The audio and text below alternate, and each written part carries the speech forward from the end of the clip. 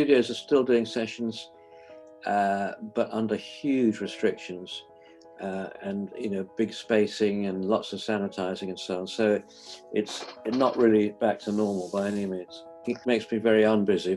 I just love rock and roll. I mean, from about the age of 11 or 12, I just preferred that to anything else that was going on. And I was also, oddly, much more interested in the backing of rock records, pop records. Not so much the song itself or even the artist, but who created the stuff in the background? How did they do that? Who are they? So I was always interested in the arranging side from way back. So I always wanted to be an arranger. When I left school, I wanted to pursue commercial music rather than classical music. And the only place that was teaching, if you like, non-classical was Berklee School of Music in Boston. And then I came home and was very, very lucky to get a job with a very big time record producer at the time called Norrie Paramor, who had people like Cliff Richard and so on. Well, I mean, James DeWolf approached me again in the 70s. I think what's interesting is that the library music business, it wasn't that huge at the time in the 70s. I mean, obviously DeWolf was hugely successful, but it wasn't anything like as big as it's now become. But James would sort of trawl for young composers and so on, and he approached me to do a project. And his way of working was always very precise. He had a brief. He gave the composers a brief. In fact, it was actually written down. I don't have it now, but it was actually a piece of paper with all the instructions, which he had culled really from what had done well. If a track had done really well, let's try and do something similar, which obviously makes good business sense. And also his main competition was from America. So again, he would, look at the American tracks and again, try and emulate those.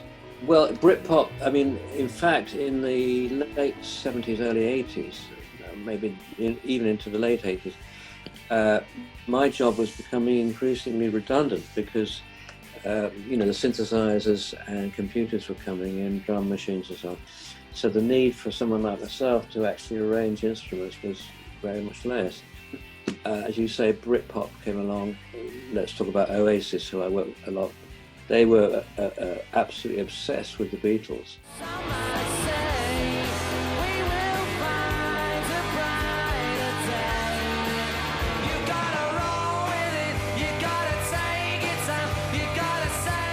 And he basically wanted to recreate, as I say, that Beatles sound. And I did all the string arrangements on their records. Yeah, I did all the Britpop people at that time were asking for strings, and here I was. Manic Street Bishop, Blur, Suede, who else was there? A group called Menswear. But that really got people interested in having, other than synthesizer stuff, having actual real instruments. Thank God. Well, I was nominated for a Grammy 3 times. Never actually got one, but it's not been nominated. I worked a lot with Eric Clapton, and his record was nominated, the one that I'd worked on, called Pilgrim Sade, again, who I worked a lot for.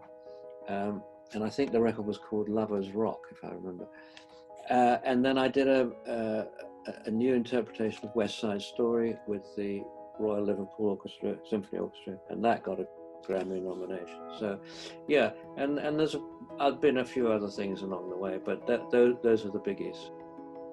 The thing that I was surprised about, put it that way, that became such a huge hit was Sinead O'Connor's Nothing Compares to You, which nobody anticipated being what it was, which was this massive, massive hit.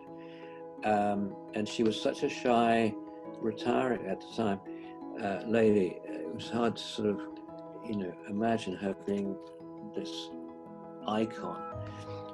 But it was such a huge record. It was one of those records that you just kept hearing and hearing and hearing and hearing and hearing. And I did the strings on that. So I was pleased to have been involved in that.